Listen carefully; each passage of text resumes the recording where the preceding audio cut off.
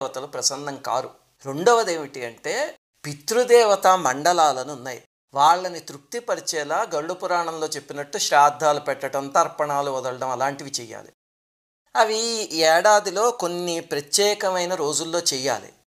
అవి కుదరని వాళ్ళు కనీసం పితృపక్షం వస్తుంది కదా, భాద్రపద మాసంలో పౌర్ణమి దగ్గర నుంచి మళ్ళీ అమావాస్య వరకు వచ్చే వాటిని పితృపక్షం అంటారు.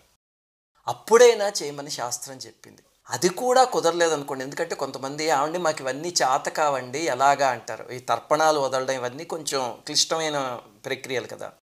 లేకపోతే కొంతమంది మా కులంలో ఇలాంటి ఆచారాలు లేవండి, ఎవ్వరూ చేయలేదు, మరి పితృదేవతల్ని ప్రసన్నం చేసుకోవాలంటే ఎలాగా. దానికి చతుర్ముఖ బ్రహ్మగారు ఒక తేలికైన మార్గం చెప్పారు. దాన్ని ఒక చిన్న స్తోత్రం రూపంలో ఇచ్చేసారు. 6 చిన్న శ్లోకాలు ఉంటాయి అంతే, ప్రణామస్తవం అని. అది కానీ చదవగలిగితే కనుక పితృదేవతలు తేలిగ్గా కరిగిపోతారట. అందుకని మీకు ముందు అదేం